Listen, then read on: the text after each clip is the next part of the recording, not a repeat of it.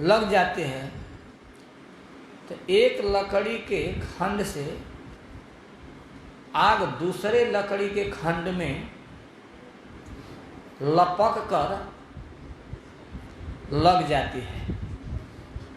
इसका कारण प्रारब्ध ही है, अदृष्ट ही है।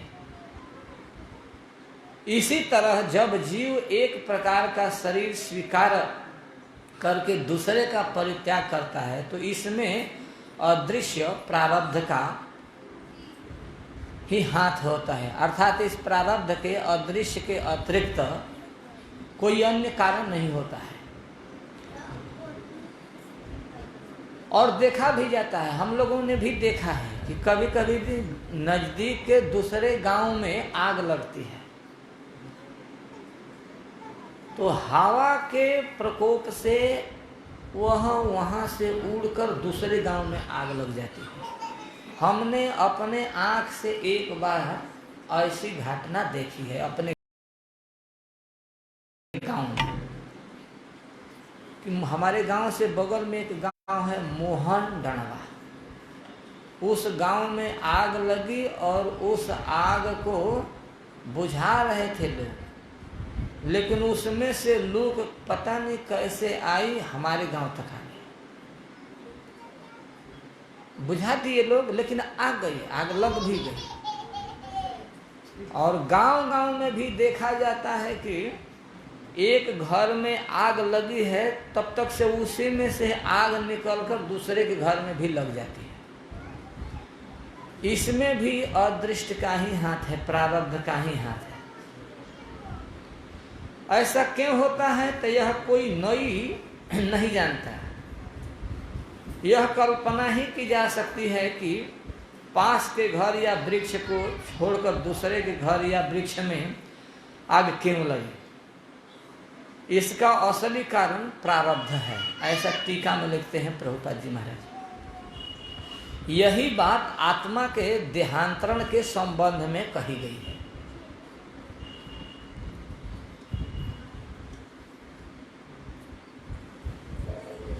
जीवन का प्रधानमंत्री अगले जीवन में कुत्ता बन सकता है।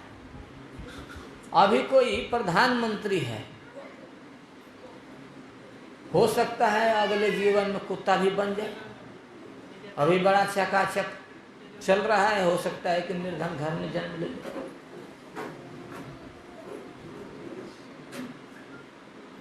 हमने सुना है कि कथा आती है कि कभी इंद्र भी सुअर बने थे। हमने प्रभुपाद जी के ही ग्रंथों से, अपने श्री गुरुदेव के मुखारबिंद से सुना है। और एक कहाँ है तो तीसरे स्कंध के 31वें अध्याय या 3वें अध्याय में पढ़ लेना, वहाँ है जीव की जहाँ वर्णन है जीव की दशा का, कि जो आज इंद्र है वो एक दिन हो सकता है कि सुअर भी बन जाए। कर्म ऐसा है, प्रारब्ध ऐसा है, अदृष्ट ऐसा है, विधि के विधान ही ऐसा है। तो इसमें प्रारब्ध ही कारण है कि आज जो बड़ा सुखी संपन्न दिखता है, हठा कट्ठा मोटा दिखता है, तो प्रारब्ध से या विधि के विधान से इसी जीवन में दुबला पतला रोगी रुग्ण भी हो जाता है। जो स्वस्थ अच्छा हठा कट्ठा रहता है वो बड़ा कष्ट में भी जीवन बिताने लगता है, ऐसा देखा जाता है। इनमें प्रारब्ध ही कारण है। अदृश्य प्रारब्ध के कार्य को किसी व्यवहारिक प्रयोगात्मक ज्ञान से निश्चित नहीं किया जा सकता। इस तर्क से ही संतोष करना होगा कि इन सारे कार्यों को प्रारब्ध द्वारा ही संपन्न किया जाता है। तो शरीर के परिवर्तन होने में भी ऐसा ही समझना चाहिए। इस पर वसुदेव जी का अपना कुछ नहीं है। तो वसुदेव जी भी जो अपने पुत्रों को देने के लिए विचार किए कि इन पुत्रों को देकर देवकी जी को बचा लिया जाए, तो इसमें भी ब्रह्मा का ही हाथ है, इसमें भी प्रारब्ध का ही हाथ है, इसमें भी अदृश्य का ही हाथ है। कितना बढ़िया समझा रहे हैं आचार्य। क्या प्रारब्ध माने ब्रह्मा, प्रारब्ध माने अदृष्ट। जो अर्थ इसमें लिखे हैं वही हम कहेंगे, अपने तरफ से नहीं है। प्रारब्ध माने ब्रह्मा ही प्रारब्ध बनाते हैं, और प्रारब्ध माने ब्रह्मा भी होता है। जो प्रभुपाद जी ने लिखा है हम उससे बाहर नहीं बोलेंगे।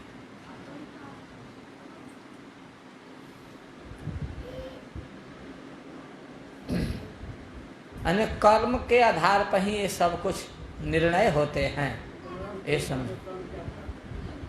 प्रारब्ध के आधार, अब उसको व्याख्या करने लगे तो क्रियमान प्रारब्ध ये सब समझाने पड़ेंगे, क्योंकि कर्म के विधान ही ऐसा है। क्रियमाण कर्म, संचित कर्म, प्रारब्ध कर्म, ये सब अपनी ही कमाई है, ये दूसरे की नहीं है। तो क्रियमाण का मतलब होता है जो किया जा रहा है, वो क्रियमाण है। और संचित का मतलब जो अभी बक्सा में बंद है। और प्रारब्ध माने जो भोगा जा रहा है। तो जो हमारे सामने आया है वो विधि के द्वारा दिया गया है, प्रारब्ध अदृष्ट, वो हमारा ही कर्म है, कोई किसी दूसरे का नहीं है। लेकिन उसी को यहाँ विधि भी कहा गया, ब्रह्मा भी कहा गया, और अदृष्ट प्रारब्ध भी कहा गया। एक ही चीज, एक ही अर्थ में कह रहे हैं। एवं विमृश्य तम पापम जावदात्मा निदर्शनम पूजया मास वै सौरी बहुमान पुरः सरम। इस प्रकार,